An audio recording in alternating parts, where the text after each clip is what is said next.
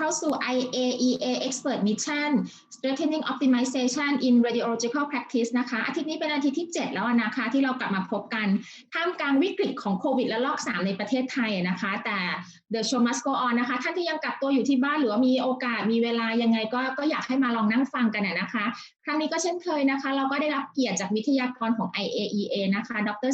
L Brady เป็นหัวหน้านักฟิสิกส์นะคะจาก Cincinnati Children's Hospital ซึ่งครั้งนี้เนี่ยคุณแซมอยากจะมาเล่าให้เราฟังถึงในเรื่องของ fluoroscopic แล้วก็IR dose metric นะคะแล้วก็ how to set up dose alert level นะคะซึ่งก็น่าจะมีประโยชน์แล้วก็สามารถเอาไปใช้ในชีวิตจริงได้สำหรับทั้งนักรังสีแพทย์นะคะแล้วก็นักรังสีเทคนิครวมทั้งนักฟิสิกส์ที่ต้องมาช่วยในการเซตระบบนะคะ Good evening Sam nice to meet you again and this week is week 7 สวัสดีค่ะ for the expert mission in the topic in the theme of strengthening of the optimization in radiological practice and this week we come back on the fluoroscopic and also IR dose metric and also how to set up the dose alert level. And this week, this is like the week that in Thailand, we still have the issue with the COVID things. It's like we have almost 3,000 new patients. Yeah, I think like yesterday is like 2,800 and today and maybe tomorrow gonna hit 3,000. So hopefully things gonna get better soon. So I give the stage for you for the presentation because the show must go on for the expert mission. And the good thing is we have like a record of video so people can come and watch back on this thing. Yeah, well, thank you once again for the invitation to come and speak, and for all my friends there in Thailand. I hope you all stay safe, especially as you're working with those many 3,000 patients. It's sad. I hope one day we get past this crazy COVID virus. But for those of you that have a chance to watch this now, definitely welcome questions at the end. And for those of you that may not have a chance because you're watching the recording, my email address is here. Obviously, we'll be having several more presentations over the next several weeks. And so if we need to maybe have question and answers next week based on fluoroscopy, I think we can be flexible. So I hope everyone stays safe. All right. So as Tanya mentioned, we spoke about fluoroscopy last week, but it was around or centered on image quality. So today we're going to spend the rest of this morning talking about we're going to review dose metrics that are used or common for fluoroscopy. And then at the second session, we're going to talk about how to optimize the radiation dose in fluoroscopy, talking about, of course, diagnostic reference levels and alert levels, as Tanya mentioned. All right, so one bit of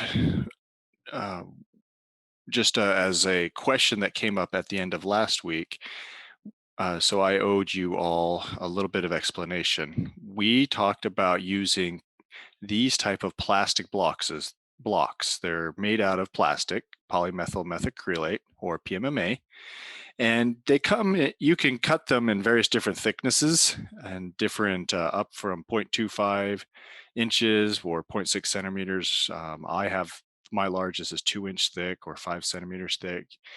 These blocks, when stacked in various different configurations, help to simulate different thicknesses of patient attenuation.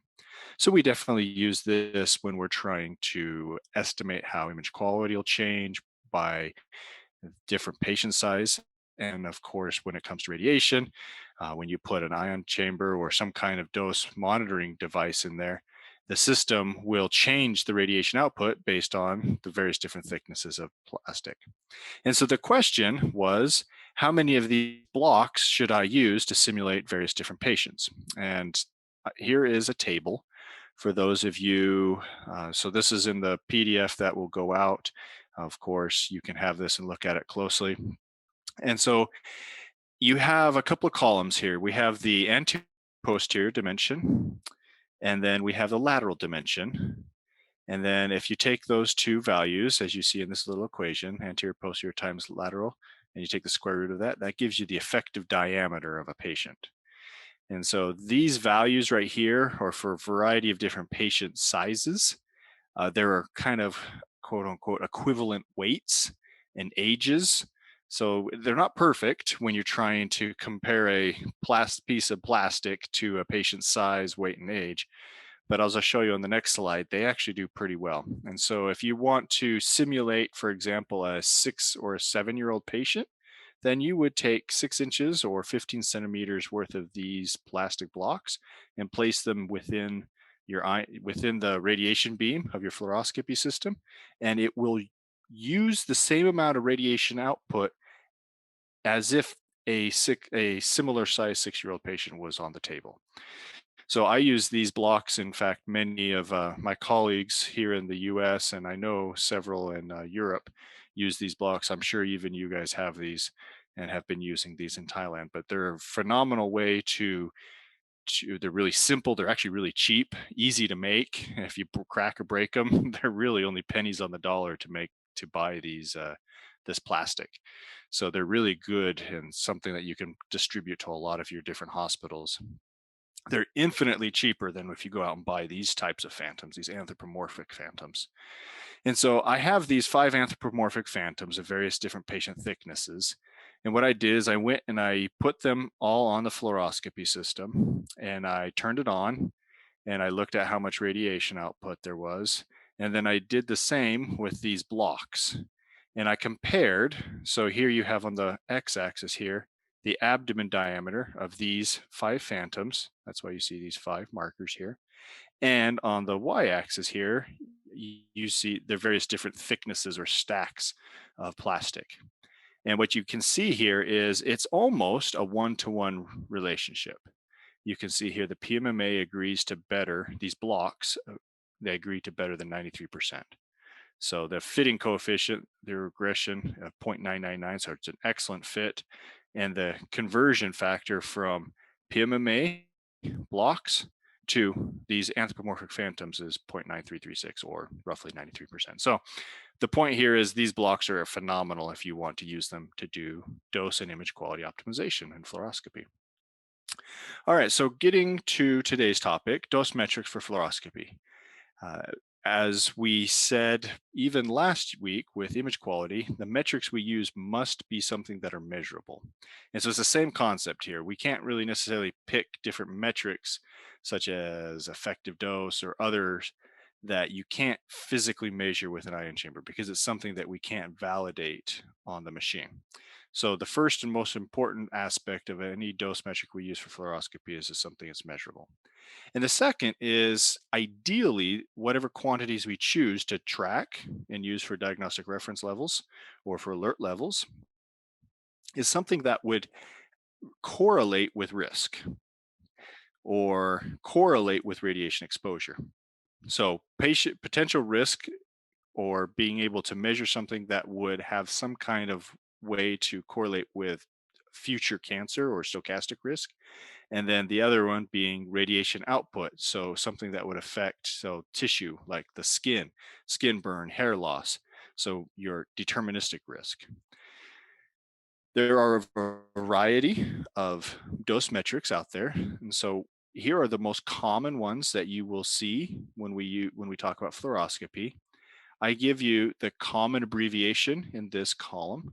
So maybe out in literature, if you're reading the scientific literature, you'll see them sometimes labeled as one of these. This is the IAEA's abbreviation, and then the International Committee on Radiation Units. And so you can see that they're kind of different. They have some similarities, but I just simply gave you this table so you always have this as a reference. You could always look it up online, but if you would like, it's all in one place right here.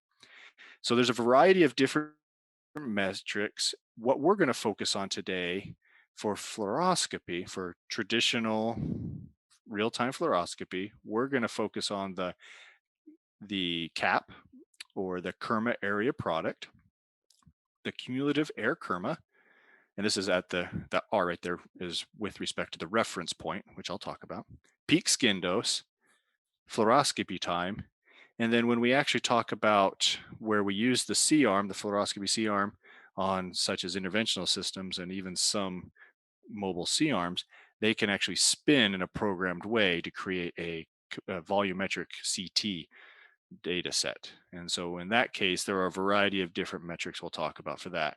And we'll get to that at the end of the talk. So I'm just going to move forward. So the first, probably one of the two more popular ones, as I mentioned, is CAP, or the Kerma Area Product. You will also hear it called DAP, or Dose Area Product. DAP is actually old. It's technically not as correct because we measure air kerma, so that is why we call it CAP nowadays. But they are equivalent, they are the same. So if you see CAP or DAP, they're the same. What it is it's the sum or integral of air kerma over the field of view. So whatever field of view you set on your patient while you're doing the fluoroscopy, and you may change it over the course of the procedure, CAP will take into account not only the output, the air kerma coming out of the machine, but it also takes into account how much of the patient or the area is being exposed. So how do we do this? Well, there's a ion chamber, a CAP meter, that is on basically all of these, especially the interventional systems, but pretty much all of the fluoro units. It's on the collimator head. So this is the X-ray tube down here, and this is the collimator. So it's got the blades that you use for collimation, and then the cap will sit right on the outside. Here you can see it not on the machine. It's basically just a very large ion chamber, and it's meant to be as large as the collimator. So no matter what size field of view, how big or how small, this ion chamber, this cap meter, will be able to calculate cap for you. All right, so cap is a great way to approximate the total amount of radiation delivered to the patient, which would make sense, right? It's not just the amount coming out, but it's also the amount as it's summed or integrated over the entire area of the patient. It is the dose metric that is most relevant when we consider risk. More specifically, when we consider long-term risk, such as cancer risk. The one downside to CAP is it does not, we do not use it necessarily to indicate how much radiation the skin received. It's very hard to back calculate skin dose from CAP. It's possible, but for the most part, we don't use it. When we talk about CAP, we're mostly referring to risk, such as stochastic risk. So CAP typically has units of radiation output, grays, and some area. Meter squared, centimeter squared, millimeter squared, whatever it is, it's an area. You need to be careful. Unfortunately, all vendors use different units. Some may be gray centimeters squared, some may be milligray meters squared, etc. So you have to be careful when you're comparing one vendor to the next in your hospital, or when you have multiple hospitals, which you're doing for diagnostic reference level. You're going to get all of these CAP values in. You will have to do a little bit of math and make sure the units are all the same before you sum them together and do your statistics. So CAP is a very good protocol, metric, to use because it does not change no matter where along the radiation beam when you leave the X-ray tube all the way up to the point where it enters the body, to the skin surface. And the reason for that is, as you may recall from your days back in school, radiation diverges. And so it starts at a source, we consider it a point source, and as it gets farther away, it changes as 1 over the distance squared. So therefore, when you go one distance or one radius out, it's going to have a certain amount of photons that pass through a certain area. But as you go now double that, well, the area has gotten much bigger, so the amount of photons in that same area is more diffuse. And so basically, the amount of photons per unit area will decrease as you go farther away from the source, which is a good thing, right? In the sense that if you're ever near a radiation source, the farther away you get from it, the safer you are because the less radiation's hitting you. What's great about CAP is it not only takes into account the fact that radiation changes as a function of distance, but the area that the radiation is exposing also gets bigger. And so those two things cancel each other out. The area gets bigger just as the radiation is getting lesser. And so that is why when we calculate CAP, it is the same at every point as you go away from the X-ray beam. Now, once you once it enters the body, so once it gets to the patient or the fluoro table, whatever object it first impinges on, now you start getting the scatter. And so cap will change. Cap is not the same inside the body as it is outside the body. And that's why, as I mentioned, it's really hard to use cap to approximate skin dose, or entrance skin dose, I should be more specific. So how do we use cap as a way to estimate risk?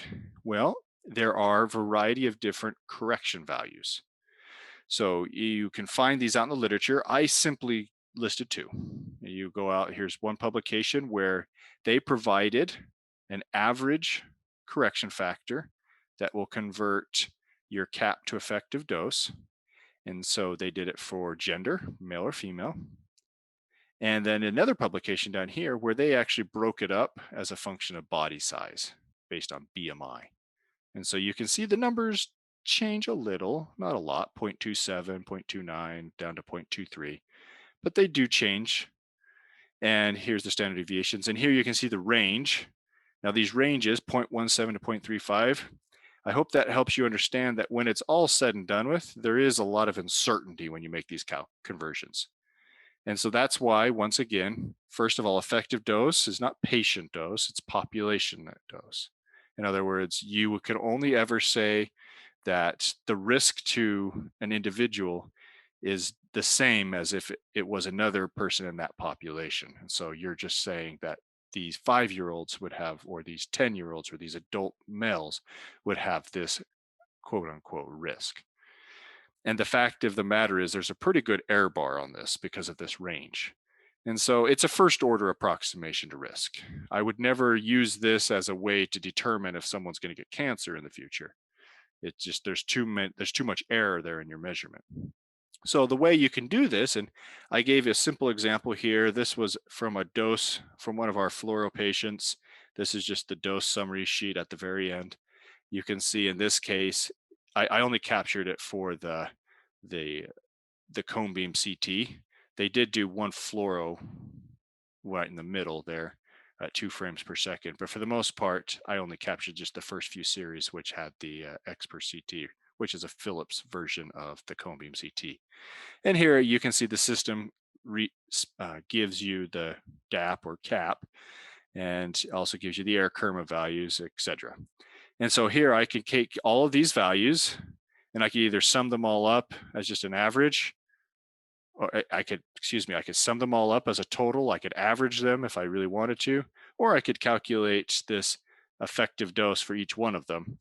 But either way, for the most part, you can just make this value, take this value from your dose summary report, find the equivalent conversion factor based on either gender or size, and make a simple multiplication.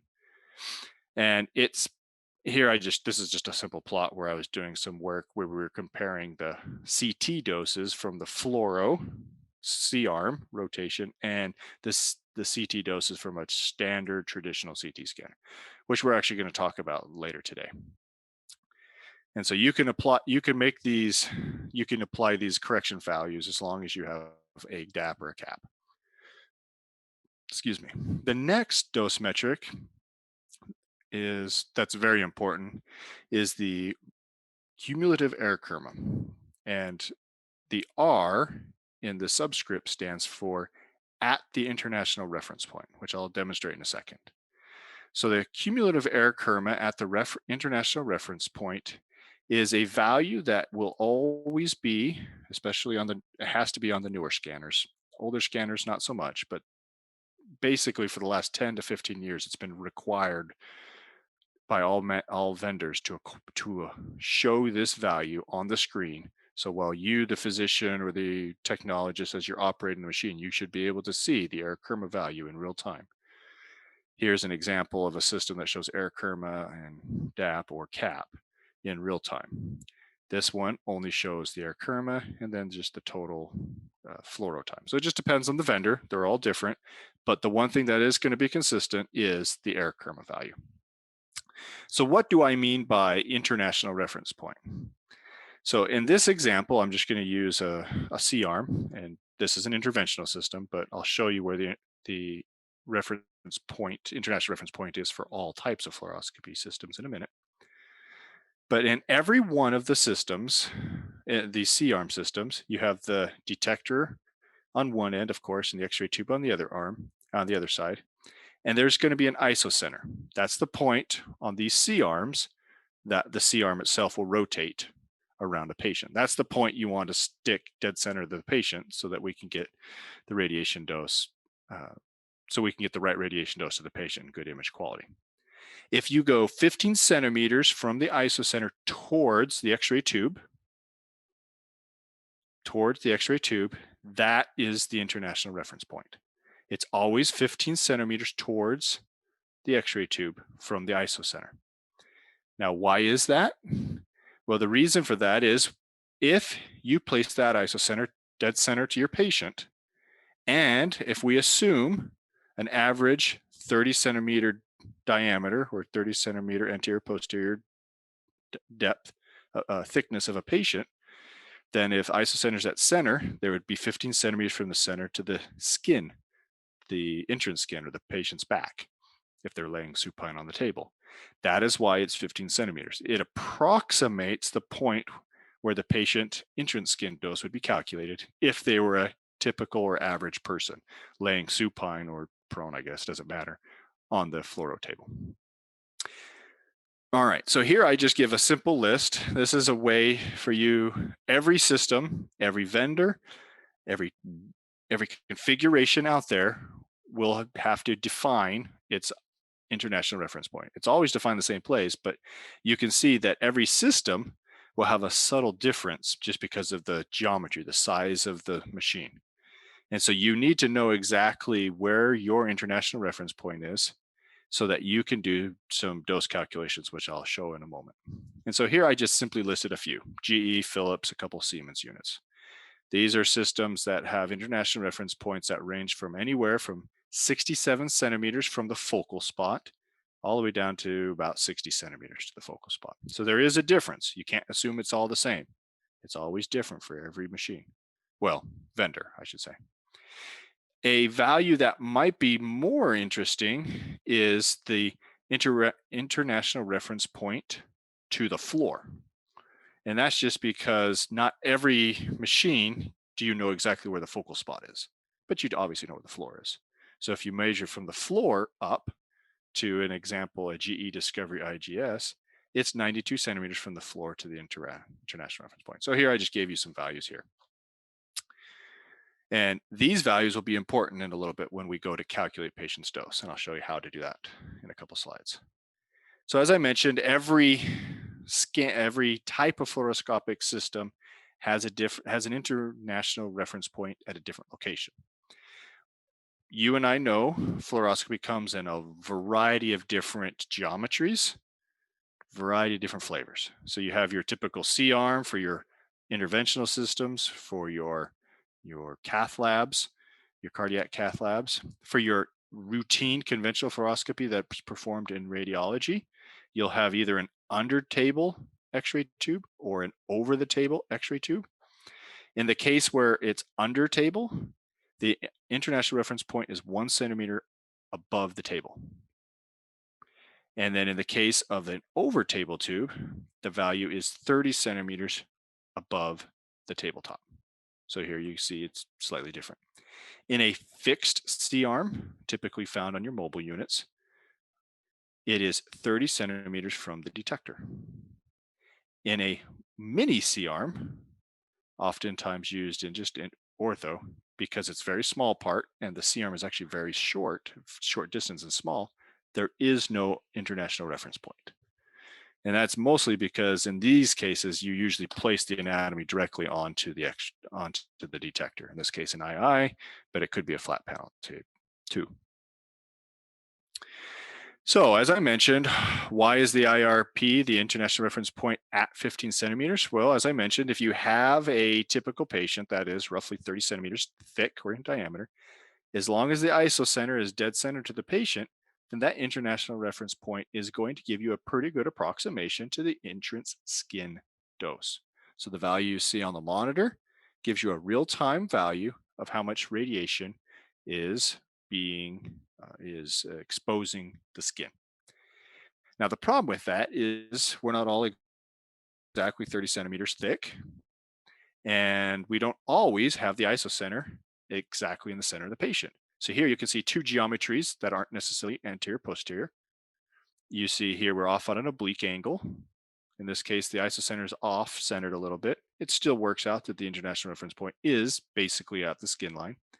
But in this case, now we've swung it all the way lateral. Isocenter still in the patient, but now the international reference point is actually inside the patient. So the value that you would see on the screen is underrepresenting how much radiation dose you're getting to the skin. Now, if you're a teeny patient, which is more typical for pediatrics, that value, the international reference point, might be outside the body, might be lower, in which case the value you see on the screen is overrepresenting. So you have to know kind of where the international reference point is when you go to do some calculations if you need to know how much radiation dose the skin and the patient received. All right, so that kind of takes us to the next step, entrance skin dose. So the air kerma at the international reference point that is not necessarily skin dose. I think we made that point clear. Skin, however, is the organ at risk in fluoroscopy.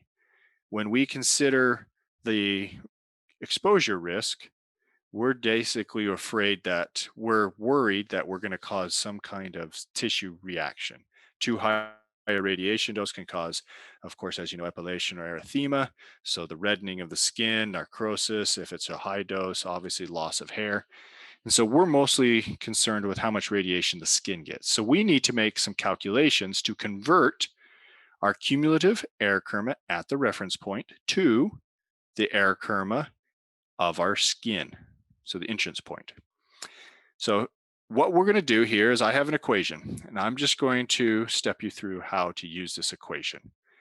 This isn't something that necessarily you would do for diagnostic reference levels. This isn't something you would necessarily do for for alert levels. This is just something you need to know how to do if you need to make an approximation or a calculation, a determination if a patient received enough radiation dose that you need to maybe do follow-up for skincare. So this is probably something that usually only the medical physicist would do. Nonetheless, I'm going to give you all the steps for those of you that are interested in making these dose calculations. You'll have them all laid out in these next couple slides. So let's look at this equation and let's see what all the values are. So when you want to consider the dose to the skin, well, we have the air kerma, right? That's the air kerma, the cumulative air kerma at the international reference point. The next thing we need to know is where is the patient with respect to that reference point. So we know where that reference point is. Remember, I gave you that table. You can either measure it from the floor to the reference point or from the focal spot of the X-ray tube to the entrance point. And so we also need to know what the distance is of the patient. So maybe the floor to the table. We need to know how much the radiation attenuation will change as it goes from air exposure as it enters to the body and goes into the skin. So there is a ratio of how much attenuation will change as it goes from air to skin. And we need to account for the fact that there's a lot of backscatter. In other words, a lot of that radiation, when it hits the skin, some of it's going to penetrate in a little bit and it's going to scatter back out. And so it has the potential, once it goes into the body, to actually come out and dose the dermis layer. And so there is a backscatter component. And then, of course, there's a bunch of things in the path. So if the patient's laying on a table and they're probably laying on some kind of cushion or some pad, well, that table and that pad are going to attenuate the radiation beam. So we need to take into account all of the objects between the X-ray source and the patient. So here's an example. I just randomly grabbed a patient. Here's the fluoro, and what they're doing here is this is the dose summary sheet. A couple of things you'll notice. This was supposed to be animated, so I'm sorry that wasn't supposed to appear quickly at first. You can see a total cumulative fluoroscopy time. So it was a short procedure, 9.5 minutes, not long. Here's the DAP, or excuse me, CAP. Here you can see the units of this are milligray centimeter squared. So pay attention to the units. Here is the cumulative air kerma at the reference point. 100 milligray, and it tells you, how many runs and all the fluoro shots and all that. And so here you can see it lists all of the different imaging, and you can see the dose, the air kerma value for each one of those, and of course the cap, etc. So the first thing we needed to establish is how accurate is the measure of this air kerma at the international reference point. So this is something the medical physicist should be doing probably annually. At least that's something that is required for us as medical physicists here in the US. The don't quite know what the law and rule is for you there in Thailand, but even if it's not required by law, it's something I highly, highly recommend you do a minimum of once a year. And once you go in and you make some measurements, you will establish a correction factor. And once you have that correction factor, you can then correct the value. This air kerma value may require a correction to be more accurate. Now, it's important to understand that the vendors, the manufacturers of all of your equipment out there is a standard that they must meet to sell their equipment. There's an international standard that's defined by the IEC. They do not require the vendors to be any more accurate than 35%. So the value you see on that screen when you're in there operating could be actually plus or minus 35% accurate. Could be higher by 35% or lower by 35%. So that's why it's very important for the medical physicist to go in and verify that. In fact, they could actually verify it and correct it and make it so it's more accurate on the display. I typically, when I make my measurements, see my systems are usually 5 to 15%. So the reality is, even though they're allowed to go to 35%, most of these manufacturers, they're doing their best to do better than that. So you go in, you make your measurements at the point, you make your measurements with your ion chamber and your cap meter, DAT meter, whatever you've got, and then you compare it to what's on the screen, you do some math, and you can know what your correction factor should be. All right, so now that we can scale our air kerma value, let's look at the next point, the distancing. We need to scale this, we need to fix this so that the dose at the reference point is actually referring to the dose at the skin entrance level. So in this machine, it's a Philips machine, the international reference point is 66 centimeters from the focal spot. I should have written that there, from the focal spot. The table is actually 97 centimeters. So that's floor to table. And the interesting thing about this, that's important to know, is most table heights are fixed based on the operator. And so you might not always know what the table height is. When, let's say, you have a patient that's gone in, the overall, the cumulative air kerma at the end of it's a really, really high number. So you're afraid you need to do some dose calculation to make sure there is no skin effects. Well, nowhere on this does it tell you actually what the table height is, but you actually might know how tall Dr. So-and-so was who did the procedure.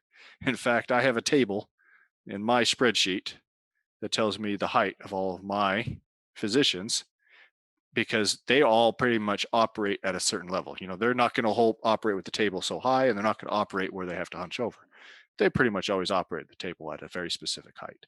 So if you don't know the height of the table, you can make an approximation of that if you know who the physician was that performed the procedure. All right, so my machine has a focal spot to floor distance of 26 centimeters. And so obviously I can do a little bit of math here. International reference point 66 centimeters from the focal spot plus 26 centimeters.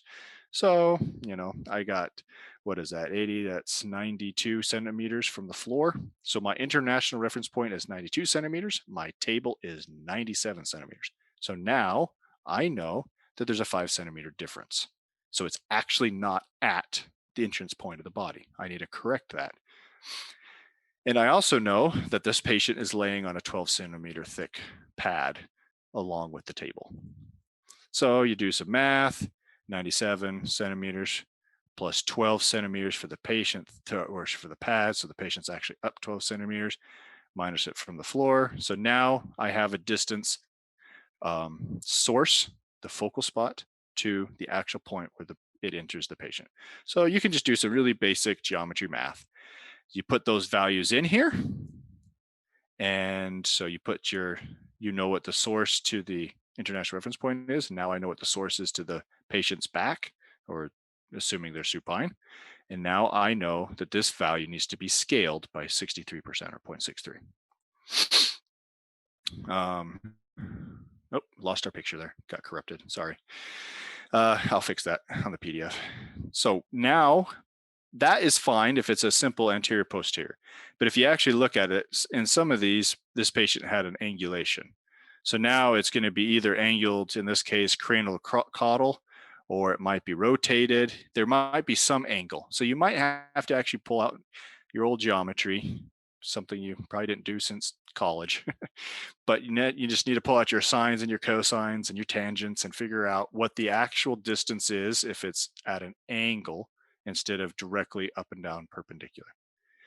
Now, one of the things that you'll notice, and you can see here, in this case, because this patient they angled it cranial to caudal at 17 degrees, the distance went from, the correction factor went from 0.63 to 0.69. In the grand scheme of things, that's probably not a really big difference. And so in this case, if the angles are kind of small, you could probably just skip that and assume they're all perpendicular. If you have really large angles, then you might need to take into account the angles.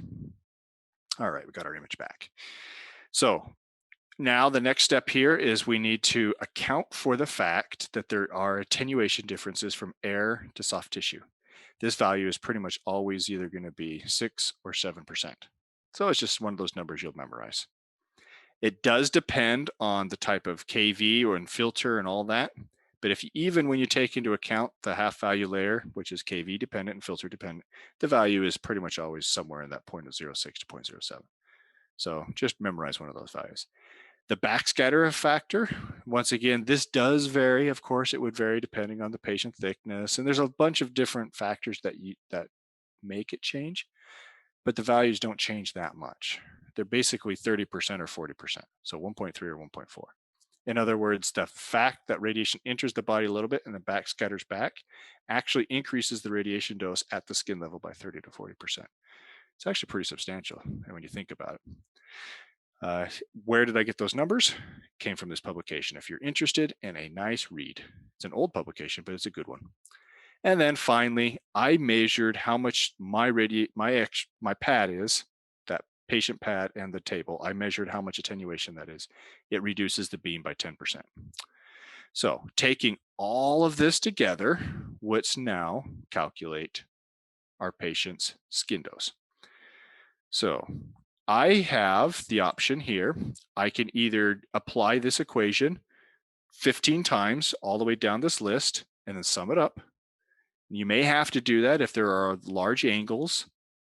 In the end, you probably are safe enough. In our case, they're basically all anterior posterior or just a small angulation cranial caudal. So I'm just going to ignore that. So I have my max value, my total value, my cumulative error karma. So what I'm going to do is I'm going to use that value times by my correction factor that I had measured for my machine, times by the correction for the distance, times by the correction for the attenuation difference between air and soft tissue or skin, times by the correction for the backscatter, times by the fact that my pad and table reduced the dose by 10%.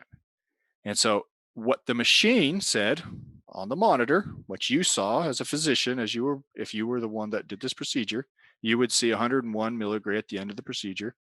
The reality is the skin had an entrance skin dose of 84 milligray. So now you know how to do the calculation, but I hope this gives you a value, gives you at least an inkling or an understanding of how that number on that screen actually is not right per se when it comes to the actual patient risk or dose that they're receiving. It could be higher and it could be lower. It all depends really, mostly. If you look at all these numbers, the biggest number, the biggest correction is the distance. So if that international reference point had been right on that skin level, this value would probably be a lot closer to 100. All right, so now what happens if you didn't do all of your work with the beam pointed at the patient and that's it, in one place, one location, one skin port? What happens if you moved along the patient's laterally, moving in superior to inferior. What if you angled? What if you rotated and came in laterally? Now what you're doing is you're actually entering the patient through multiple different ports. And so now the skin is getting exposed in multiple different places. So that cumulative air value, cumulative air kerma value that's listed, that's the total for the entire exam. But now if you look at this one, there's 1, 2, 3, maybe 4, 5, 6, who knows, maybe 7 or 8 different angulations and movements. We need to understand what the actual peak skin dose is, not the total skin dose. Because if you take 10 milligray of dose over here and 100 milligray of dose over here and 50 milligray of dose over here, if you sum it all up, it says here 451 milligray. 451 milligray sounds like a lot, but the peak skin dose might actually, forgive me, in this example, the peak skin dose is 450 milligray. The cumulative in this would be closer to like 1,000 or 1,500. So the cumulative sounds way higher than it really is. The peak skin dose, though high at 450, is still not at a point where you have to worry about tissue effects. So now we need to take into account all of the different locations. And in this case, where if you have lots of different locations and lots of different rotations and positions, then it's probably not a good thing just to, as I did here, use my 101 all at once and just do all my calculations. In this case, I would actually need to do my calculations at probably 2 or 3 or 4 different locations to figure out where the peak skin dose is. In the most modern scanners, mostly on your interventional and cath type, so your interventional systems that you would find in the IR or cath lab, a lot of them are coming out with these skin dose mapping software. It's an approximation. Obviously, this little ghost of a patient isn't the actual patient. It's just giving you general location of where it's happening. But the better part is, or the most important part here, is it's telling you that of all of the ports, 5, 6, 7, 8 ports, skin ports, this one skin port was the one that got the most dose. And so then you could go in, use your equation, and make all the corrections to see if it really is 451 or maybe higher or lower. All right, next metric, fluoroscopy time. This is the length of time, total time that you are performing or requiring fluoroscopy. So please understand that it is not the entire time of the procedure. You may do some acquisition runs, some digital subtraction angiograms and DSAs. You may do some spot films, some fluorographic imaging. All of the things I just listed right there are not fluoro, right? And so when you're stepping on the fluoro pedal, you got your pedal, you got your fluoro on one side, maybe you got your high boost or your DSA on the other side. When you're stepping on the fluoro, you'll see that number increment. The minute you let off that and you step on the other one, which is say DSA, and you do a DSA run, your fluoro time is not going to change. And so this is why, unfortunately, fluoroscopy time is not a really good metric, especially for diagnostic reference levels. So why am I even mentioning that? If you have older equipment that's basically 10 to 15 years old, you probably do not have air kerma or cap values. Just the older equipment didn't really provide this. And I'm talking relatively really old equipment, 10, 15 years old, maybe even older. So if you're still using really old equipment, or if centers within Thailand have older equipment to do your diagnostic reference level, of course, you're going to want to collect cap and air kerma, your cumulative air kerma at the reference point. You may need to do some fluoroscopy, may collect fluoroscopy time. Now, you may have sufficiently enough modern equipment that all of your major centers and even like your community centers don't have old 10, 15, 20-year-old equipment, that I would say don't even worry about collecting this. It's a metric that is difficult to use because it doesn't take into account frame rate. So if you're using 30 pulses per second versus 15 versus 7.5, the dose of the patients are so much different in each of those scenarios. But fluoroscopy time doesn't tell you that. It doesn't tell you if you were really well collimated or if the whole time you were fully opened.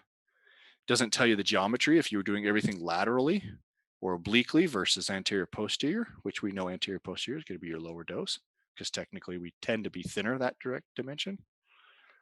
and etc. It just doesn't take into account all of these things. So why would you collect it? Do it only if you must, especially for the older equipment. All right, so we just talked about all of the various different metrics common to fluoroscopy systems.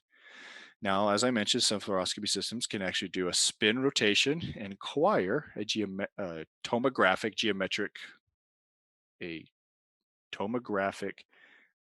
or 2D, 3D type data. Um, the word just left me. The data volume. There we go. And so they have very specific metrics that we're going to explore now, because now we're talking about rotation and depth. We're talking about, a field of view or coverage that's large. And so we have to take into account a volume of data, a volume of patient anatomy that's exposed. So the common metric to use is the CTDI, the computed tomography dose index. Now, the computed tomography dose index was, as the name implies, made for CT scanners, traditional, not fluoro systems, but actual CT scanners you see in radiology. So I'm going to talk a little bit about the origins of CTDI, and then we'll obviously see why and where CTDI works and doesn't work for the spin fluoroscopy cone beam CTs. So to measure CTDI, you need some way to create scatter. So that is why we use CTDI phantoms. They are universally 15 centimeters thick, so they're not really thick. And they come in two different thick diameters. One is in 32 centimeters, and this is typically used to approximate the body. And the other in 16 centimeters, and this one is typically used to approximate the head. Some CT vendors many years ago used that to approximate the pediatric abdomen. We have largely moved away from that. All of your CT scanners, anything modern more than 10, 15 years, the body, if you use a body protocol, chest, abdomen, pelvis, anything from the neck down, it's going to be using a 32 centimeter phantom to do your CTDI calculations, and anything basically from the chin on up is going to be 16 centimeters. We need the phantom because we stick the ion chamber in any one of these holes to make the air kerma measurements, but our bodies create a lot of scatter, as we talked about, backscatter for the skin, etc. But our bodies generate a lot of scatter as the radiation enters it. So we use these phantoms to try to mimic that same kind of scatter environment. All right, so a couple of things to point out. When we're calculating CTDI, we're actually not calculating it dose to the phantom. It's actually dose to air. It's air kerma. We only use the phantom to create scatter, and it's at the center. Even though we'll make some measurements around the periphery, it's actually the dose to the center. So when you think of a CT scanner, the bore, you have isocenter right in the middle. CTDI value, that value that you see on your CT console, represents dose to the air in the center of the CT scanner if there was scatter from a patient body. And things to understand: these phantoms are made out of acrylic, so they are actually about 30-something% more dense than muscle.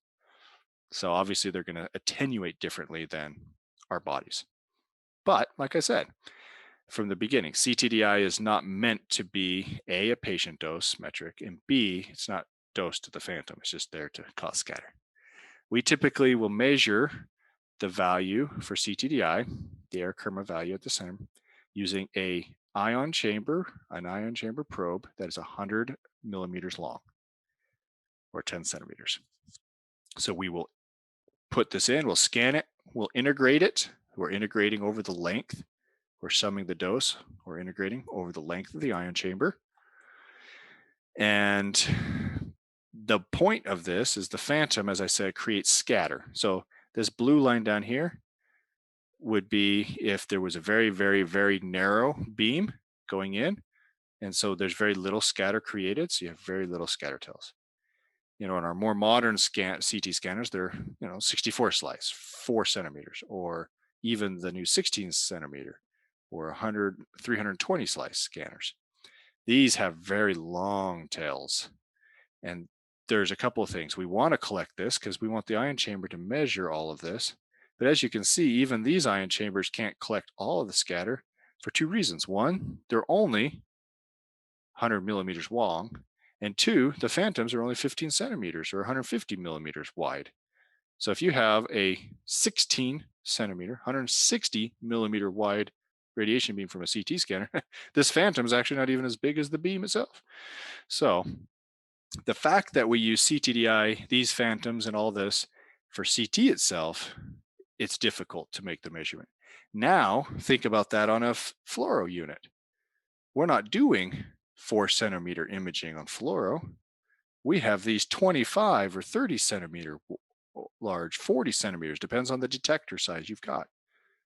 And so one of these phantoms being 15 centimeters is not even nearly as good at of collecting all of the scatter and doing an actual dose calculation for the dose to the area of a fluoroscopic spin. All right, so the next thing to consider is when we make our dose calculations to calculate CTDI, we're going to make some measurements at the center and along the periphery. And we do this so that we can take into account the area difference. So we know that the dose isn't perfectly homogeneous. It's a little less at the center, and it's a little higher at the periphery. Makes sense, right? Radiation is going to attenuate as it goes deeper into our body. So we do a little bit of math here to take into account the differences of the radiation area. So we multiply the center value by a third, and we add that to the periphery values, and we multiply that by 2/3. So this gives us a weighted CTDI value, CTDIW, which gives us a rough approximation of the dose to the area. Now, why does that not necessarily work once again? Well, when you consider the fact that these systems don't actually spin a full 360 degrees. They typically will spin a little bit more than 180 degrees, maybe 270 at most. But the point is if I have a CTDI phantom here with my center and my periphery holes, but the scanner is only maybe spinning under or over, there are certain locations here denoted by the alphabet, at least the English alphabet, A, B, C, D, E, no, A, B, C, D, only A, B, C, D. You can see that depending if it spins down or spins up, the values are different at those locations. So if you're constantly measuring at the center, those are pretty much the same. But if you're constantly measuring here, let's say at B, depending if you go up or spin under, those values are completely different. And so when you go to make your calculations, where you place the ion chamber will drastically change the dose that you measure when you're calculating CTDI on this machine. Now I mentioned that a single CTDI phantom is not wide enough. So obviously we could stack 2, 3, or 4 of these phantoms together, right? Well, the problem is our ion chamber probe is only 100 centimeters. It's not 400 or 500 centimeters, which is really kind of what we need. All right, so how do we get past all of this? I'm going to give you 3 options. You can pick your favorite. I will tell you what I do at the end, and no spoiler alert, it's the easier of the 3. So here we go. You can use the CTDI phantom as it is. It's a simple 15 centimeter phantom, so it's not super wide. Obviously, it's not going to be as big as you can't see the whole detector here, but you get the idea of, here's the X-ray tube. The X-ray tube itself is bigger than that. You place the ion chamber in it. There's a small difference though. Instead of using the 100 millimeter probe, we're actually going to use a small probe. It's called a farmer chamber. So we're actually doing a point dose calculation. And we're going to still place the probe in each of the locations. We're going to place it at the center, and we're going to weight and multiply that by 1/3.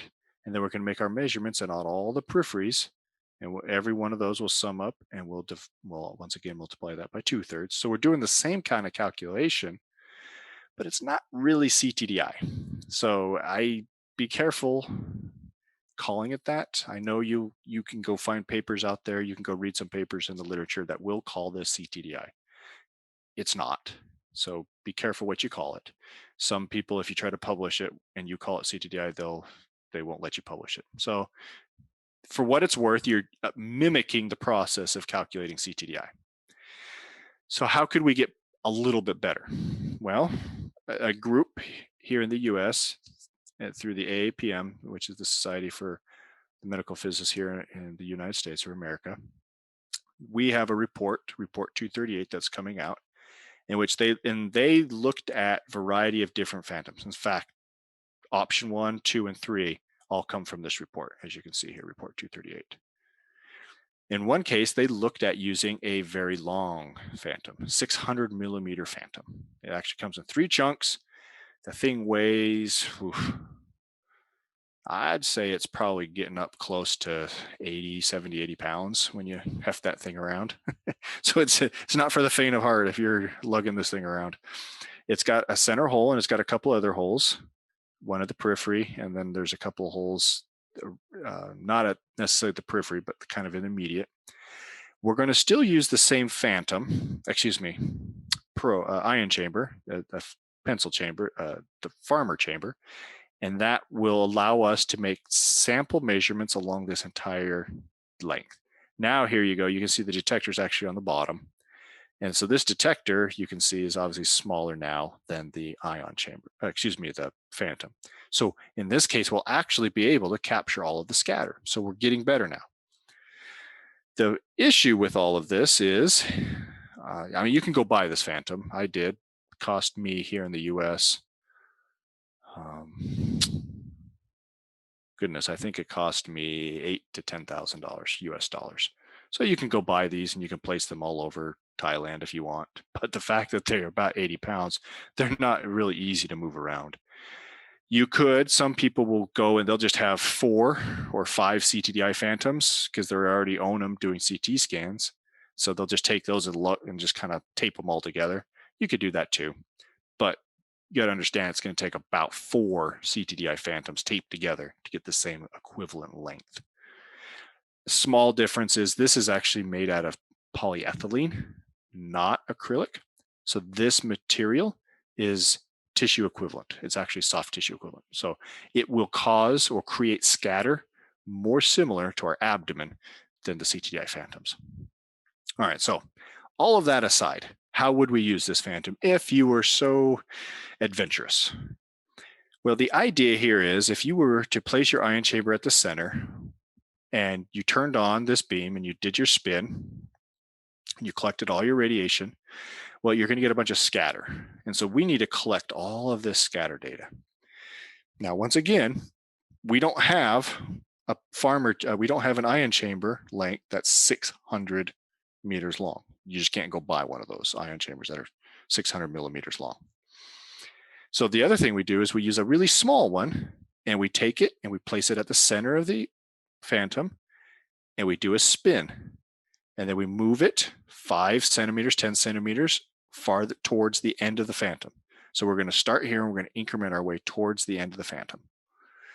And we stick it in the center and then we spin, we move it 10 centimeters, spin, and we just keep going. So it's going to take a while because it takes you, 45 seconds to do a spin or something, 30 seconds to do a spin to get it all set up and to do it and whatnot. But every time we do it, we keep adding. We're accumulating the amount of radiation. It's the same as if we were making a measurement here, then made a measurement here, made a measurement here. So we're just summing all of this data up. And as we keep summing it up, it keeps increasing, and it will continue to increase all the way to the end of this phantom until it gets to a point where basically it plateaus. And this value right here is called the equilibrium dose. This is the same value as if you had a 600 millimeter long chamber and you measured all of this all in one shot. So that's our way to approximate having a very, very long ion chamber. We just take a really small one and make a lot of small measurements as we keep summing it up as we pull it towards the end of the phantom. So just a couple of hints here. How do you know? You can't see through this phantom, so it's really hard to know that you got it in the center. So obviously you'd push it to the center, you turn on your fluoro unit, you turn it onto fluoro mode and actually see that it's centered. And if you take on you see the cable that comes out. Well, what I do is I actually physically take the cable and I put little markers on it every 5 centimeters or 10 centimeters. And so I know when I pull it, go from one mark on it to the next mark, I know I'm pulling it 5 to 10 centimeters out. So I can center it using fluoro. And then once that's on, I can't keep turning fluoro on to position it because then it would ruin my measurements. So I center it with fluoro, and I go back and now I'm doing my spin modes, and I know exactly how much to pull it out every time. Small little hint. All right, I'm not going to beat you up with all this math. If you really, really want to, you can go AAPM report 111 will tell you how to use this dose equivalent value. Once you make all of these measurements, as you can see here in this plot. And this curve, if you fit this curve, it's a rise to equilibrium curve, this H of L curve. If you take this curve at the measure the center and the periphery and all these locations, and we know what the equivalent dose, the dose equilibrium point is, in this case, for the center, it's 40 milligray. Here for the periphery, it's 50 milligray. So we know what those values are. If you take all those values, you can do all of this math. Here you can see that they're kind of doing a weighting equivalent to CTDI W. Here you see the 1/3 and 2/3, 1/3 and 2/3. So like I said, I'm not going to go into the detail of the math. I think that's beyond the point of this discussion. But you can do that. So why are we doing all of this? I think the most important thing for you to do is if you did this, you would make this measurement all the way out here. You'd get your equilibrium dose value. Well, if you take the ratio of equilibrium dose at the center and the ratio of the equilibrium dose at the edge, that value is approximately 100% of the dose to the area of the phantom. So if you use just a simple CTDI phantom that's 15 centimeters thick or wide, and then you have either the 32 centimeter diameter or the 16 centimeter diameter, you can see that those only approximate roughly 50% to 87 to 90% of the actual dose being delivered in the area of the cone beam CT. So they highly underestimate the amount of dose coming out of your system into this area that it's imaging. But if you know what your equilibrium dose is at the center and at the periphery, you know what the total dose is to that area. So that's the reason why we're doing all this. What you typically will do is you'll do that. You'll go to all this trouble with the phantom once. And then once you take that phantom off, you'll place the ion chamber in air in between the two, and you'll do the same spin, and you'll take the ratio of those in-air measurement versus the equilibrium dose measurement. And now you'll have a correction factor.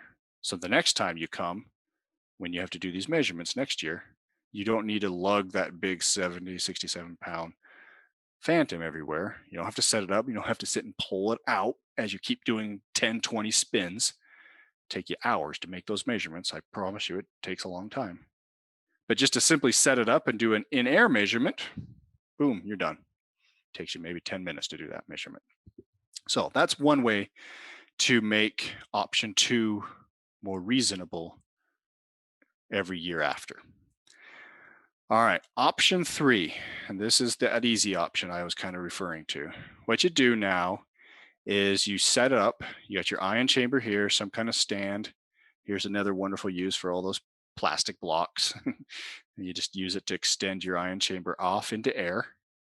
You can see here how it's set at a lateral position. So when you do your spin, it's off the table. So there is no table in any way attenuating the beam. You're going to place some kind of filter. You either place it on the X-ray tube side or you put it on the detector side. Where you put it is very, very important. You have to be consistent every time.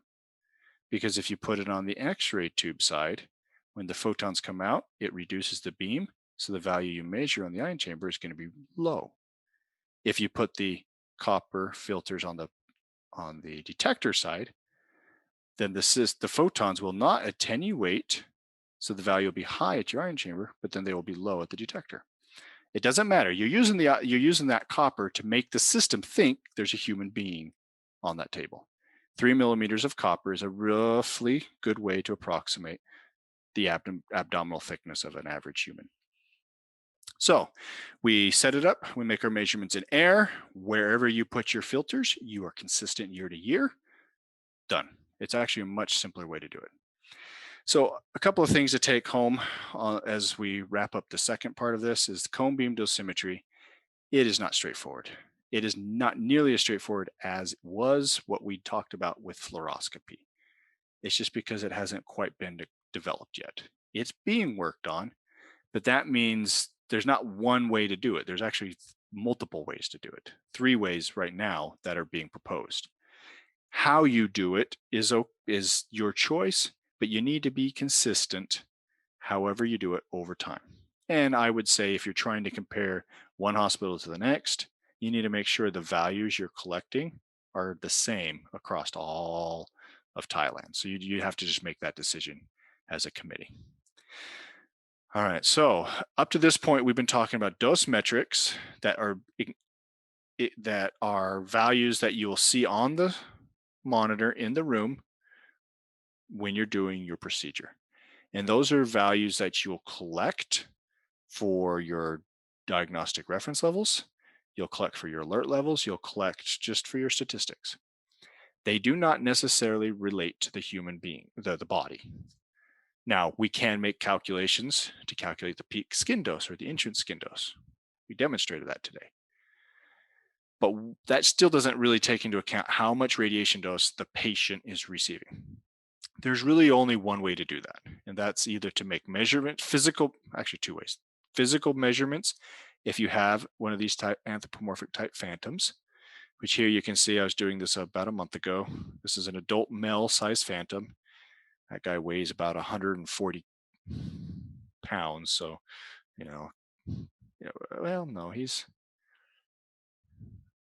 about 70 kilos. So he's about 70 kilos. So he's not easy to lug around.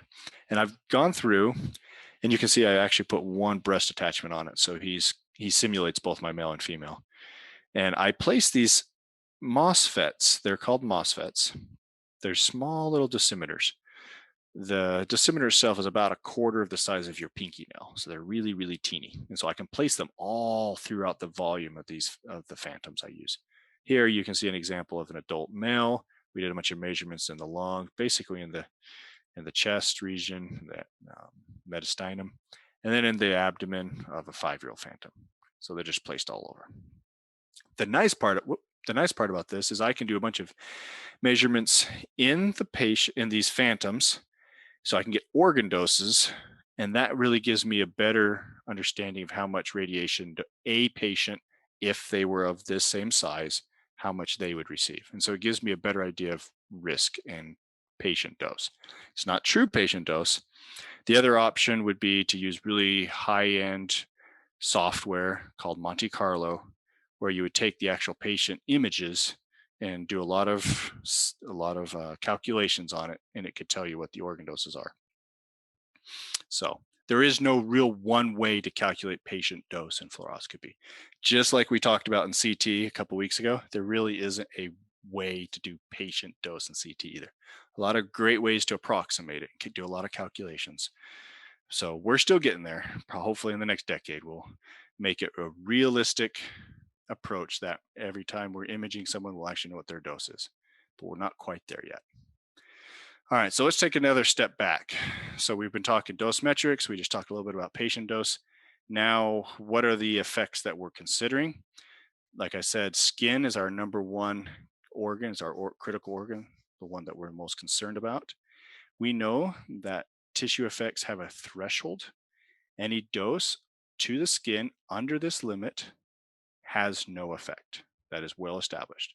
So what are the values? Well, the approximate values for early erythema and epilation. So you start to get a little bit of reddening on the skin. You lose maybe a little bit of your hair. That's roughly in the 2,000 to 3,000 milligray. So 2 to 3 gray levels. And the effects themselves can take upwards of 3 weeks to manifest.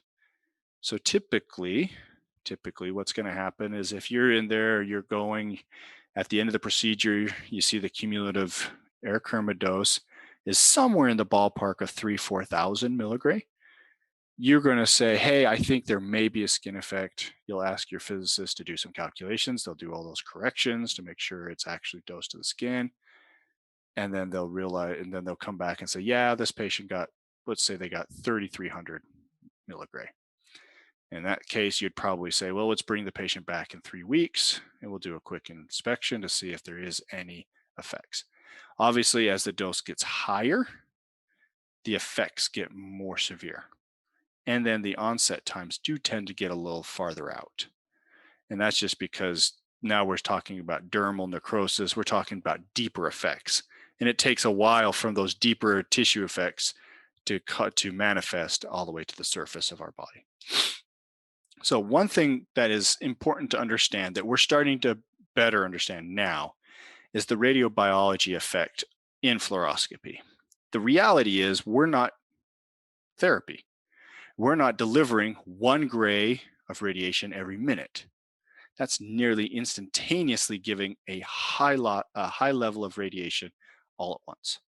This is meant to kill tissue. It's meant to kill cells. And obviously, it's because it's being focused in on tumors, right? So that's the whole industry around radiation oncology. The reality is, for us as interventionalists, we're maybe on a high-end case, a complex case with a large patient, maybe we're doing 1 gray per hour for a procedure. And so this dose, be it high, 1 gray, it's high, it's averaged over the entire exam. So 1, 2, 3 hours, depending on how complex the case is. And so throughout this high dose procedure that may take a couple of hours, tissue repair is actually happening. Tissue repair can't happen instantaneously. That's why we kill tissue when we dump that much radiation all at once. But if we're giving a little bit now, 10 minutes later, we give a little, or a couple minutes later, give a little more, and it just accumulates over 2 or 3 or 4 hours, that's okay, because as we've been going along, some of the effects from the beginning of the procedure have actually already started to correct themselves by the end of the procedure. This is what we call the dose rate effect. The idea that the thing that's being damaged, the thing that we have to worry the most about that is being damaged by radiation is DNA, right? We know that. And more specifically, we're worried about the chromosomal aberrations from DNA, from radiation effects to DNA. And even more specifically, we're afraid, or not afraid, but we're worried about double strand breaks. The double strand breaks are the more lethal type of DNA damage. Single strand breaks, which happen all the time, just from breathing, from just from the aerobic and anaerobic process that happens in our body, from the Krebs cycle, from metabolism, all of those things. We have a lot of single strand breaks happen all the time. So it doesn't even take radiation to cause this kind of damage. But what's happening here is double strand breaks can be repaired if you give them enough time in between insults, in between points of time where they're hit with radiation. And so the reality is the procedure that you just performed, they may have a cumulative air kerma value of, say, 3,000 milligray. And your physicist goes in and does the calculation and they say, yeah, let's say it's 3,100 actual peak skin dose. But then you bring the patient back 3 weeks later, there's no reddening, there's no skin loss. And you think to yourself, well, I thought 2 to 3 milligray. I got this plot right here. I got this table right here that says I should have transient erythema in that time frame. The reality is, because of that dose rate effect, the tissue actually didn't get a peak value of whatever. It got a peak level of that, but the effect did not cause the same equivalent damage to the tissue as if you had given all of that 3,000 milligray all at once. And so that's why I think more and more now in the interventional world, most centers don't really worry about doing skin dose calculations until it's about 4 or 5 gray, 4 or 5,000 milligray. And that's because we just don't see these effects at the low levels. That's something for you to consider at your own hospital, what level you consider is critical to do your dose calculations and to bring your patients back. But like I said, anecdotally, I can only say that, anecdotally, I see most centers here in the US moving towards 5 gray. Now, that's tissue effects. It's an interesting thing to also consider the stochastic effects. So if our patients are going in for these complex procedures, and let's say it's a cath procedure.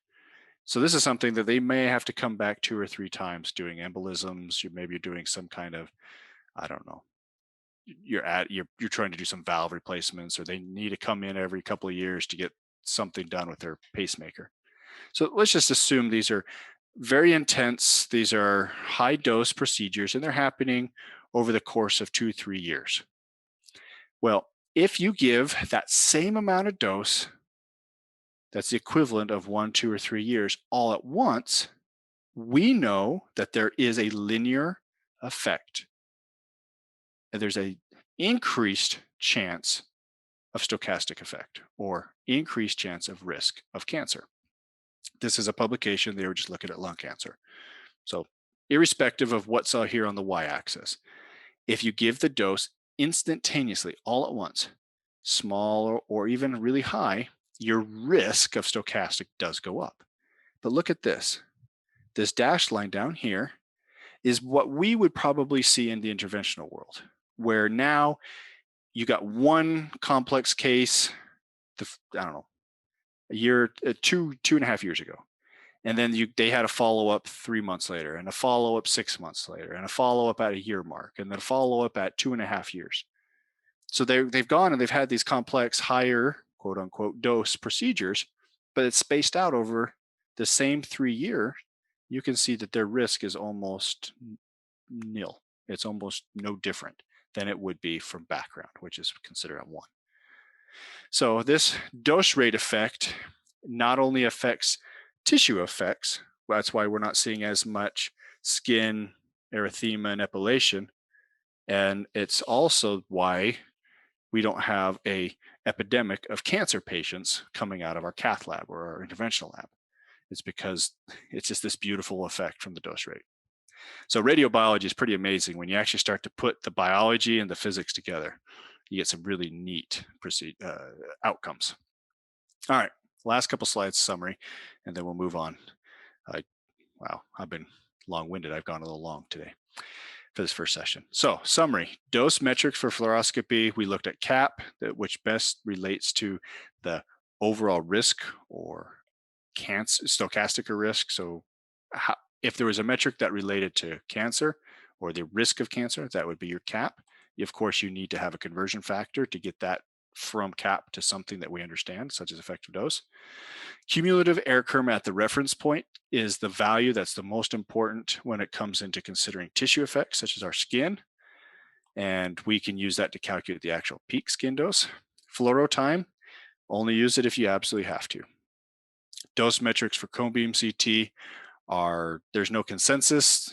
There's really no straightforward way. I highly recommend you just use the easiest method out there for now, which is the in-air method. You don't need to beat yourself up hefting those big phantoms all over the place. All right, my apologies. I went way over on our 1 hour talk. So I'll turn the time over to Tanya for question and answer. Yeah, it's always excellent to listen to your lectures, and thank you so much for simplifying that formulas and make us understand like a step by step how can we get those number and get the final number, like an accurate number. So my question to you is, when we look on the screen or like for the error curve compared to the accurate number on the formula, so at least can we say that the number that we see the screen is maybe like a plus or minus 20% of the accurate, like the actual number? So at least give us some idea. It's hard to say, because for me, I am about 170 centimeters tall. Mm-hmm. Which worst case scenario, you have 100 centimeter tall, you're really short physician. That dose, mm-hmm. that number on the screen will be so different between me and the other physician. It really has a lot to do with the height, at mm-hmm. least in an interventional procedure, in an interventional room. It really depends on where that table is, where the patient is. Mm-hmm. So yes, in a normal situation where the table is basically at the same level of the interventional reference point, so we're talking about 90-ish centimeters off the floor, about a meter off the floor, then yes, I would say you're probably within 20%. So let's assume your table is about a meter off the floor. And if you look up at if you look up at your screen as a good physician, you're just kind of watching your fluoro dose, and you go, okay, 500 milligray, 1,000 milligray, 1,500 milligray. You could just assume it the worst case scenario. Maybe it's a little high, so you could say, oh, okay, it's not really 15, or it's not really 1,000 milligray. It's maybe 200 or 300 milligray higher than the number you see. Does that change what you as a physician will do? Probably not. I mean, you have a procedure, you have a sick patient on the table. You're going to see the patient through to the end. Now, one of the things we do talk about all the time as physicists when we work with our physician colleagues is we ask them to kind of stop. We ask you to stop. Let's say you hit 2,000 milligray, you should pause and ask yourself, okay, we've come this far in the procedure. What more should we do? Is there anything we can do to reduce the overall risk going forward? Maybe can we adjust the angle? Can we move the skin port, come at it from a different angle? Now, maybe you can't. Maybe you are stuck in that location. Okay, that's fine. We keep going because you have to do what you're doing for the patient. And so maybe you hit now 4,000 milligray. We would usually ask you to pause. Okay, how far we've come this far? How is the procedure going? Are we making good progress? How much longer do we think we need to go? And we just take these road markers, and we just ask the physicians to kind of stop and think. Is there anything they can do every couple of 1,000 milligray, maybe every 30 to 45 minutes in the procedure? What can they do to reduce the dose? Now, once again, this is all interventional stuff. If you're in radiology and you're doing a VCUG or a video swallow, we're not talking about these dose levels. We still want to keep the dose low. We want to be reasonable, but we do not have to worry about skin doses in those cases. And we're going to talk in the next session, we're going to talk about what we should do for alert values. So how to be good stewards of radiation dose, even when the doses are so low. Okay, that's good to be. So which means let's say the number, the height of the physician, maybe 160 to get that 20% plus or minus, right? 160 or 170 centimeter height, maybe. Yeah. So which means the average for Thai people. Yeah, it's funny because we in the last hospital I worked at, we had two principal interventionalists. It was a children's hospital, so we only had really two main interventionalists. And one of them was a really short guy, really short guy. Okay. And so whenever he had a procedure that was very complex, I always knew I had to do a dose calculation because the table was so low, it was really close to the X-ray tube. And I mean, that's just unless he stood on a stool, which the physician's not going to go stand on a stool. It was just something we had to deal with. That's fine. We work with that.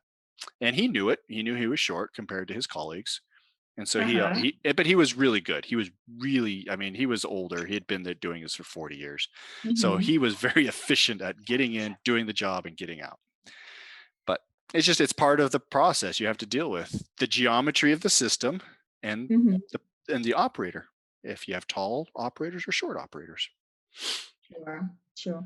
I think we have a questions from the audience on the Zoom, and I just unmute her. Okay, wonderful.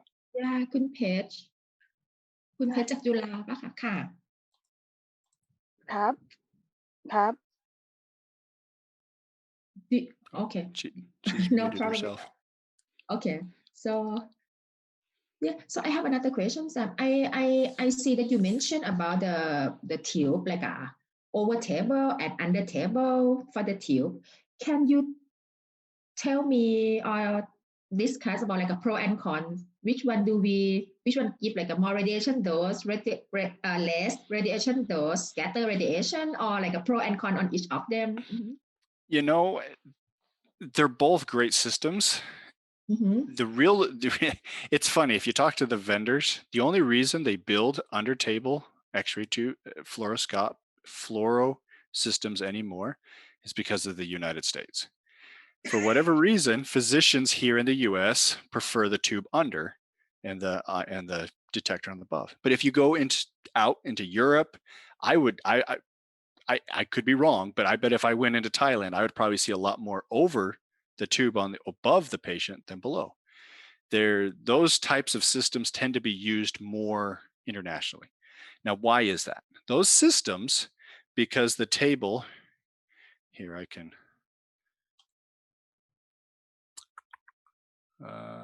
where is the picture of the guy?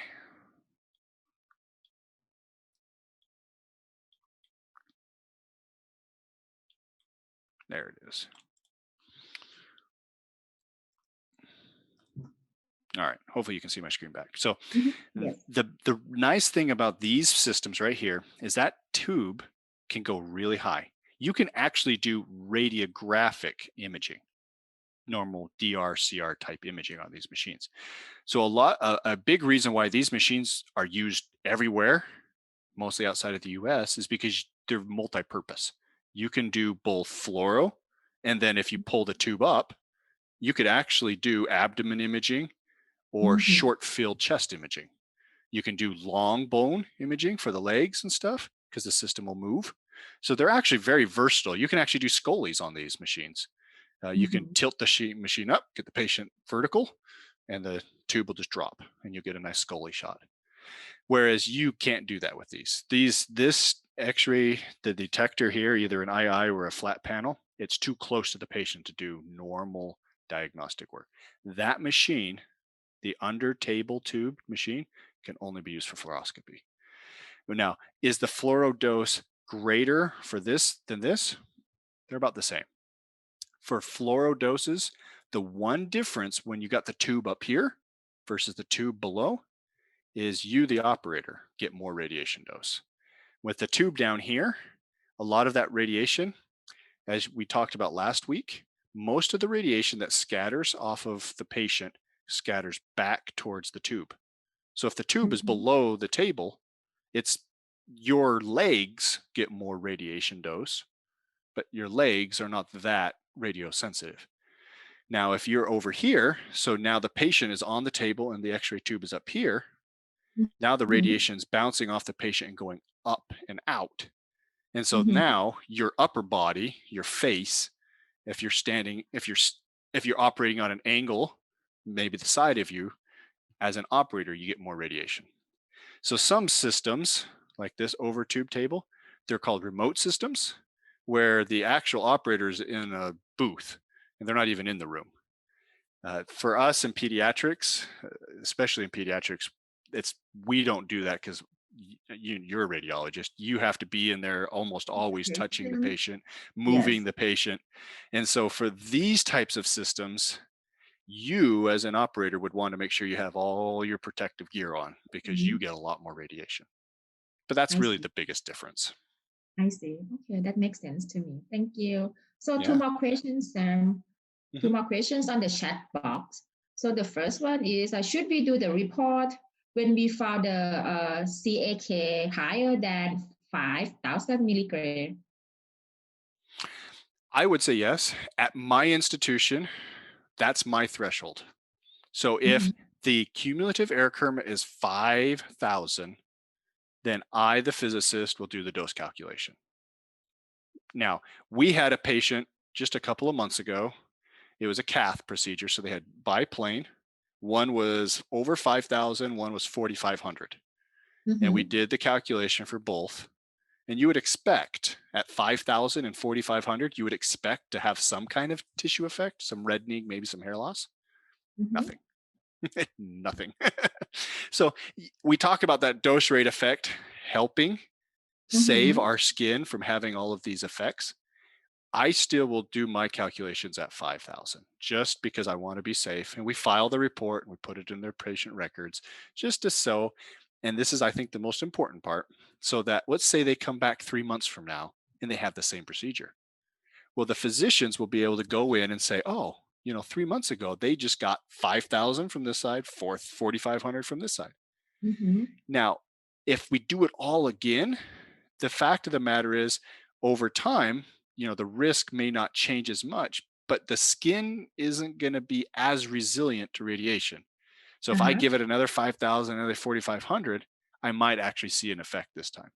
And if they come back another 3 or 4 months from now and do it all again, you may eventually see the cumulative skin effect over time, where Mm-hmm. the second or third procedure, you start to get ulcerations, you might start to get lots of hair loss. And so I do my dose calculations so we have a record of it. And so the physicians can plan, oh, maybe we don't come at it perpendicular, maybe we come at it from a different angle. I see. That makes sense. Yeah. Next question is about you gave us three options on the measurement, right? And for the third option, using the air method, can we use the 100 millimeter ion chamber for this test? Would It's you a great prefer to, question. yeah, prefer Oh, to sorry. test, yeah, on the detector or tube side? Sure. So let me answer that. The answer is, if you do choose to use the 100 millimeter chamber in air, that's fine as long as your field of view is less than 100 millimeters. So the beam that's coming out of the X-ray tube at the center, so you're basically putting here, let me pull this down.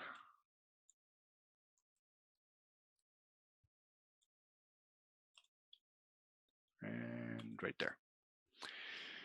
So let me look at a little bigger. This chamber right here, this is actually the small one. We call it a pharma chamber. And because it's small, it really doesn't matter if my field of view is big or small. It just doesn't matter. So that's why I use a smaller chamber, a 15 cc, maybe you could even do smaller if you want. Not a 15, excuse me, a 0.15, 0.15 cc or 0.3 cc. It's a small volume. Now, like I said, if you use the 100 centimeter one, you just field of view is make sure it's smaller, or it's so that you can, because there's no scatter in air. So you don't have to worry about the scatter tells. You just have to make sure all of the radiation beam on a 100 centimeter one is within that field of view. Now, we know that it's not that the small one, we know that the field of view is not smaller than the tiny field. And so that's okay. That we know that that is only a sample of the overall dose. As long as you're consistent, use the same ion chamber, use the same collimation, use the same location every time. I put my filters on the detector. So like I said, if you put the filters on the X-ray side, on the source side, you reduce the amount of radiation by the time it gets to your ion chamber. The second thing that happens is you actually do create scatter coming off the copper. You will get scatter coming off this. So you have the potential to change the measurement every time, because scatter is going to be different every time you make a measurement. Whereas if you put the filters on the detector side, well, the detectors are still going to cause the system to change, the automatic exposure rate controls. It's still going to make the system use the same output every time, but the dose that you measure on the ion chamber will be consistent. I personally believe it's more consistent that way. So use whichever probe you want. Make sure the field of view, if you use the 100 centimeters, is smaller than the chamber. And then I personally put the filter on the detector. Mm-hmm. And last questions. Mm-hmm. So should we pay attention to the eye lens dose for the neurointerventionist, and how much for the CAK or PSD level will represent the harm to the arm lens for this kind of event? So the answer is yes, we definitely should.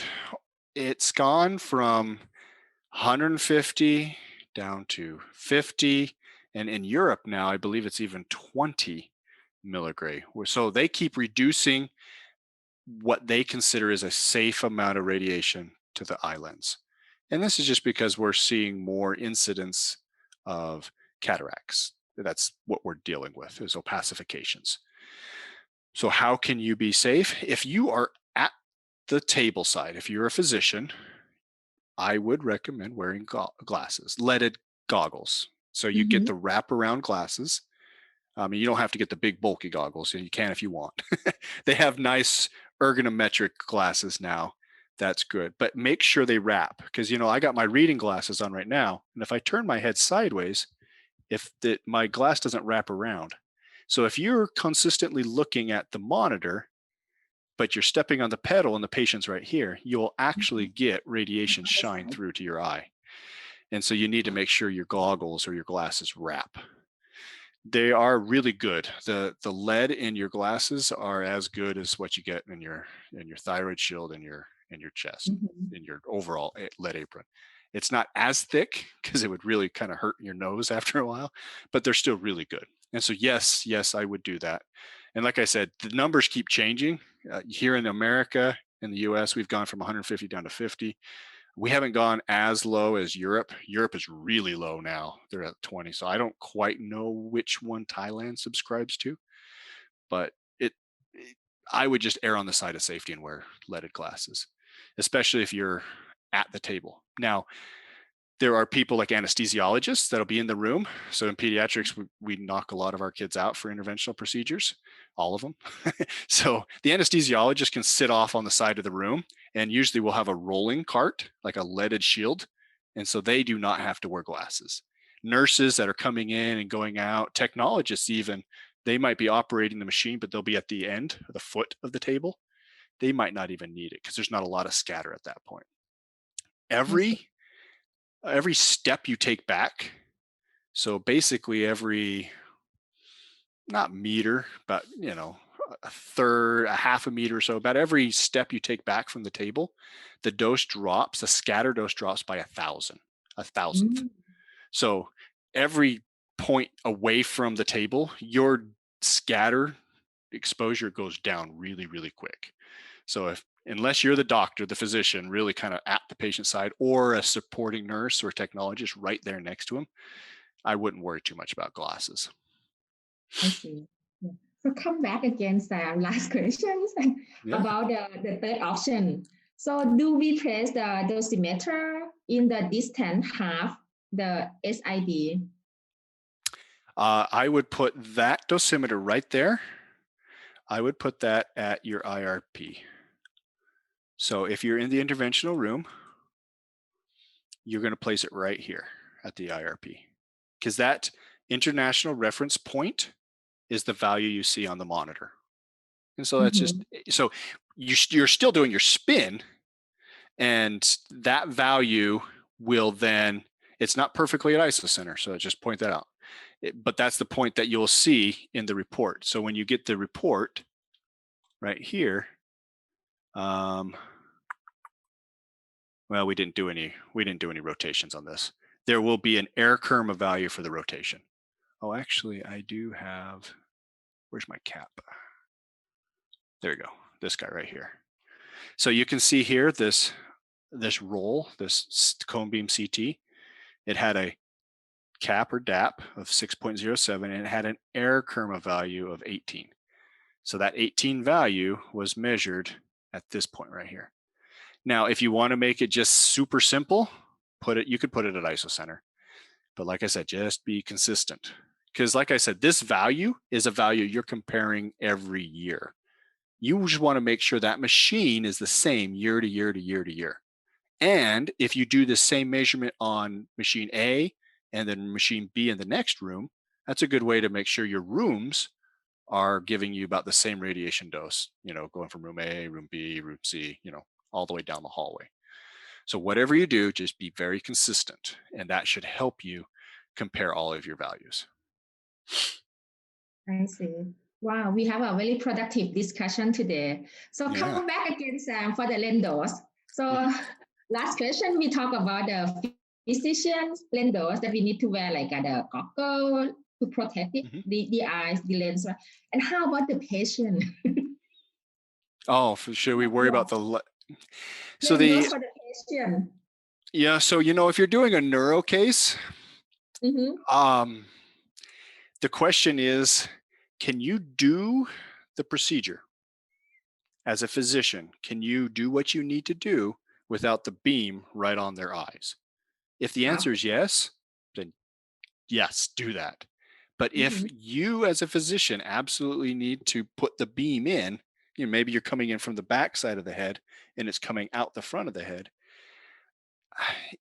as a physician, you have to make that decision because you were there to help them. And so you can't worry about effects later in life. Because if they Mhm. die because of an embolism, if they die because of something going on at that moment, what does it mean if they would have Yeah. got a cataract 5, 10, 15 Yeah. years from now? Mhm. Now, if this is something that you can do, maybe you can go in laterally to do it. If you come in from the back, obviously the beam will attenuate by the time it gets to the eye. So even though the entrance dose back here is a little high, the dose Mhm. coming out at the eye is much lower. So Mhm. probably the only thing I would not recommend as much as you can do is put the radiation beam going into the eye, straight into it. But most of the time your tube is underneath the patient. Because if the tube is above the patient, well, guess what? The tube is next to your head as it is the physician. And that means all that radiation's bouncing back at your face too. So it's not the most ideal place to put your x-ray tube. So as much as possible, sure. Let's try to do that. And this is why in CT, when we're doing CT of the head, this is why we Mhm. typically tilt the Angle. gantry so that if the eye is here, if we're going from the SOM, if we're going to the medial down to the ridge of the eye down to the medial, forgive me, I can't remember it, the medial something, the hole in our ear. If you IAC. match Thank you. If you match that line right there, you're mostly keeping the primary beam off of the eye. You still get Uh-huh. scatter and you still get some dose to the eye, but you're doing your best to limit it. And have we seen people get, have there been studies that have shown cataracts that have come from CT? And the answer is, to my knowledge, no. And the same, I Mhm. think, was with interventional procedure. I do not think we've ever seen, oh, there's all these patients that are getting this type of, say, embolism or some type of procedure. They all have cataracts 10 years later. I don't think there's a procedure. I don't think there's any study that has shown that. Yeah. So the answer is there is no dose limit for the patient's lens No. because we need to treat the disease. Mhm. Yes. That's the Okay. that's the simplest way to say it. You should have answered the question. No. Okay. Sure. Thank you so much.